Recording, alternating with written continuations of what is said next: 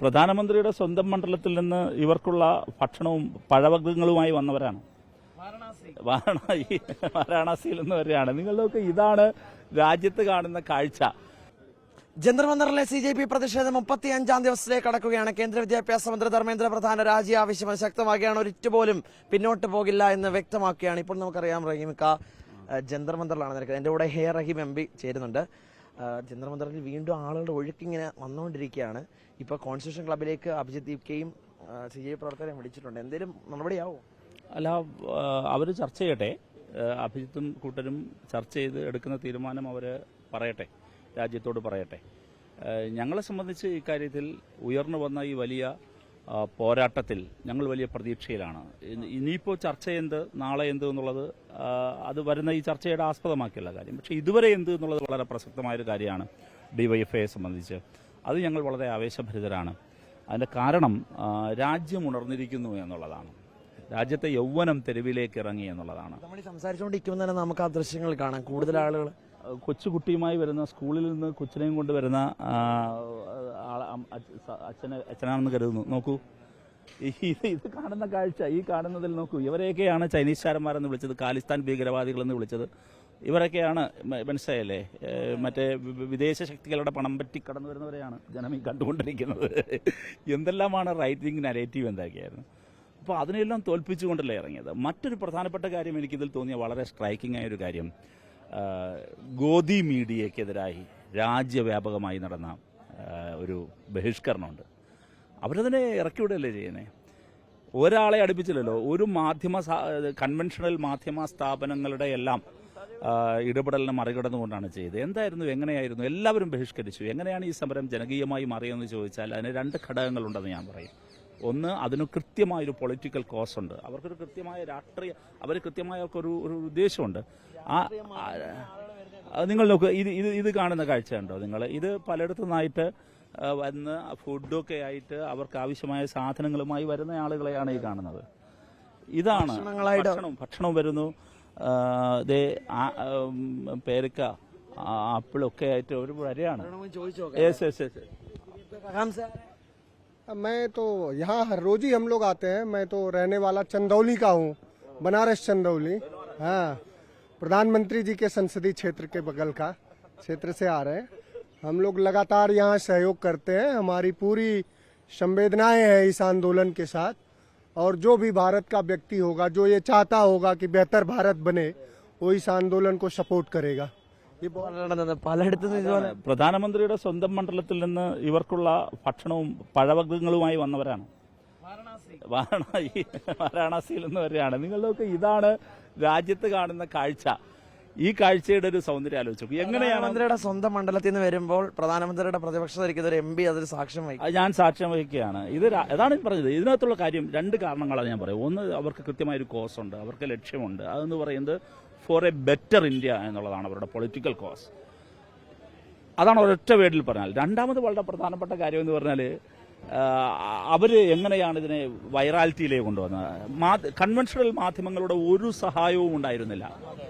അവർ പറഞ്ഞു, വേണ്ട, നിങ്ങൾ പുറത്തു പോകുമെന്നാണ് പറഞ്ഞത്. അവരെ പുറത്തു നിർത്തിയിട്ടാണ് ഇവർ സമരമായി വളർന്നത്. എങ്ങനെയാണ് ഈ സമരം വളർന്നത് നോക്കും. ഇത് കാണേണ്ട കാര്യം, ഇവിടെ വരുന്ന ഓരോ മനുഷ്യനും, ഈ വരുന്ന ഓരോ ചെറുപ്പക്കാരനും ഓരോ മാധ്യമ സ്ഥാപനമായി മാറി. അവരുടെ കയ്യിലിരിക്കുന്ന മൊബൈൽ ഫോണിൽ നിന്ന് പുറത്തേക്ക് വരുന്ന അവർ പകർത്തുന്ന കോണ്ടന്റുകൾ, ആയിരക്കണക്കിന് കണ്ടന്റുകൾ നോക്കൂ. അങ്ങനെ ഓരോ മനുഷ്യനും മാധ്യമ സ്ഥാപനമായി മാറി. ഓരോ മനുഷ്യന്റെയും മൊബൈൽ ഫോണുകളിൽ നിന്ന് വരുന്ന കോണ്ടന്റുകൾ ലോകത്തോട് സംസാരിക്കാൻ തുടങ്ങി. ഇതല്ലേ യഥാർത്ഥത്തിൽ സംഭവിച്ചത്. കൺവെൻഷണൽ മാധ്യമങ്ങളെ എല്ലാം പുറത്തു നിർത്തിയിട്ടാണ്. അപ്പൊ ഇവിടെ വരുന്ന ഏറ്റവും പ്രധാനപ്പെട്ട ഒരു കാര്യം, എനിക്കൊന്നും നിങ്ങൾ മലയാളികളാണ് കണ്ടുകൊണ്ട് വന്നത്. MPക്കും പിന്തുണ വരുന്നുണ്ടല്ലേ? നിങ്ങൾ എവിടത്ത് വരാ? ഡൽഹിയിൽ സെറ്റിൽഡാ സിസ്റ്റേഴ്സാ.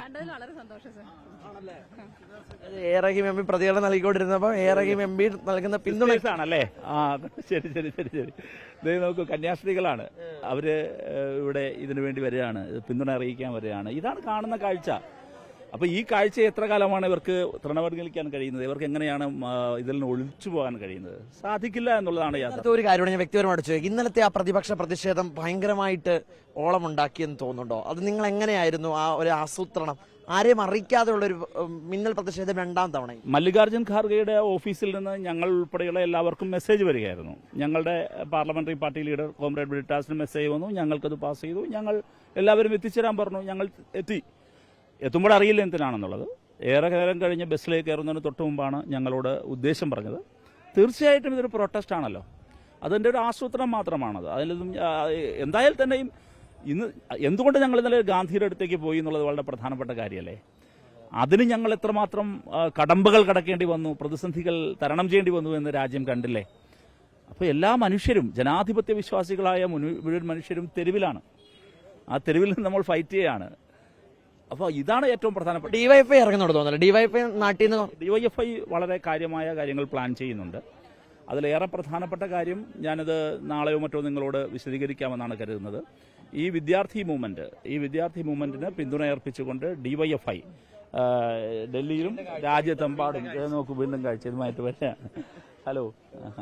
അപ്പോൾ ഇതെല്ലാം ഞങ്ങൾ ഡിവൈഎഫ്ഐയും പിന്തുണയർപ്പിച്ചുള്ള പരിപാടികൾ ആസൂത്രണം ചെയ്തിട്ടുണ്ട്. അത് വരുന്ന മണിക്കൂറുകളിൽ നിങ്ങളെ അറിയിക്കുന്നതാണ്. പിന്നെ കേരളത്തിൽ നിന്നാണെങ്കിൽ ഡിവൈഎഫ്ഐ ഇങ്ങോട്ട് ഒരു മറ്റ് സ്റ്റേറ്റുകളിലെ ഡിവൈഎഫ്ഐക്കാർ വരുന്നുണ്ട്. അപ്പോൾ ഞങ്ങൾ സമരസജ്ജമായി തന്നെ വിദ്യാർത്ഥികൾക്കൊപ്പം, ഇവിടെ സമരം ചെയ്യുന്നവർക്കൊപ്പം ഞങ്ങളുണ്ട്. കൗതുകരമായ ഒരു കാര്യമേ, മെനഞ്ഞാത്തൊരു ഇംഗ്ലീഷ് പ്രസംഗം, അതായത് ജന്തർമത നമ്മുടെ തൊട്ടപ്പുറത്തെ വേദിയിൽ നടത്തിയത് കുറച്ചൊക്കെ സ്വീകാര്യത കുറച്ചുകൂടി വർദ്ധിപ്പിച്ചിട്ടുണ്ട്. അപ്പം അതിനകത്ത് ഒരു ചെറിയൊരു ആക്ഷേപഹാസ്യം അതിനകത്ത് ഉണ്ടായിരുന്നു. കാരണം ഇംഗ്ലീഷ് അറിയില്ല എന്നൊക്കെ.